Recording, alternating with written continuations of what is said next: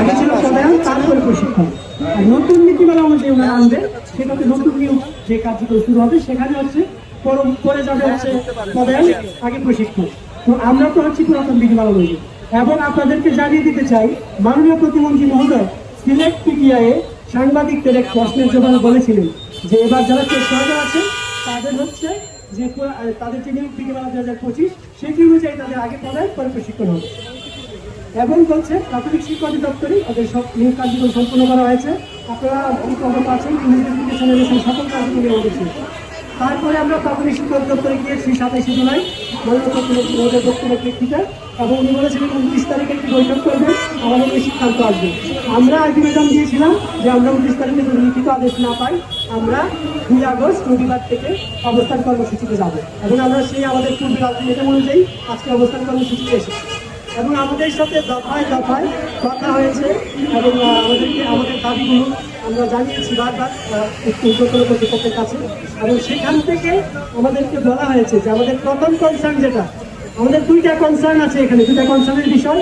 একটা হচ্ছে বিদ্যালয়ে পদায়ন, আগে পদায়ন তারপরে প্রশিক্ষণ, সেটি তারা মেনে নিয়েছে। আগে পদায়ন দিয়েছে, তারপরে প্রশিক্ষণের কথা বলেছে। আমরা এই জন্য তাদেরকে আমাদের নিয়োগ নীতিমালা অনুযায়ী আমাদেরকে এই পদায়ন আগে মেনে নেওয়ার পরে প্রশিক্ষণ দেওয়ার জন্য আমরা অবশ্যই তাদেরকে ধন্যবাদ জানাতে চাই। তো আমরা চেয়েছিলাম আরেকটি কনসার্নের বিষয়, সেটি হচ্ছে আমাদের নির্দিষ্ট তারিখ ঘোষণা করতে হবে। তার কারণ আমরা অলরেডি 175 দিন অর্ধ বছর যাবত অপেক্ষা করছি। এবং আপনারা জানেন আমাদের 2 জন সহকর্মী মারা গেছে, 15 জনের মতো তাদের বাবা মা মারা গেছে।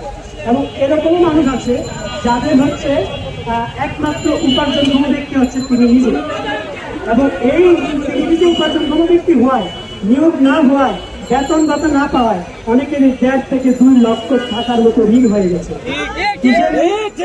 স্বাভাবিক যে খাবার, ঔষধ এগুলোর জন্য। আমাদের নীলফামারী জেলার একজন আছে লাভলু ভাই, উনি একটি হৃদয় রোগে আক্রান্ত।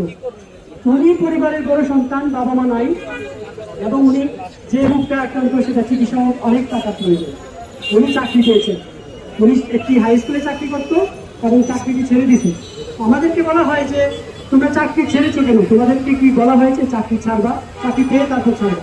কিন্তু এবার যেহেতু পুলিশ ভেরিফিকেশন আগে হয়েছে, পুলিশ ভেরিফিকেশন ফর্মে লেখা থাকে যে এই জায়গায় পূর্বের চাকরি ইস্তফা দেওয়ার তারিখ, এটা দেওয়া থাকে।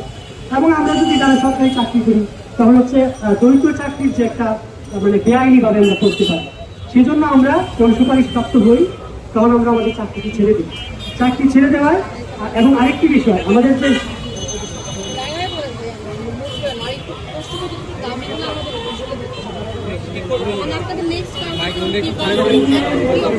আমরা পরবর্তী যে নোটিশটি আসছে আমাদেরকে বলা হয়েছে 1 অক্টোবর যোগদান, 2 অক্টোবর পদায়ন বলা হয়েছিল, 2 অক্টোবর শুক্রবার করেছি। তা আমরা যেটি দেখতে পাচ্ছি শুক্রবারে কোনো বৃষ্টিপাত হবে না। আমরা কর্মদিবসে আরেকটি পদায়নের ডেট চাচ্ছি, এবং আলোচনা একটি বিষয় নিয়োগ বিধিমালা 2025 অনুযায়ী আমাদের উল্লেখ থাকতে হবে। নিয়োগ বিধিমালা 2025-এর বাইরে আমরা কোনো কিছু মানব না, কারণ নিয়োগ বিধিমালা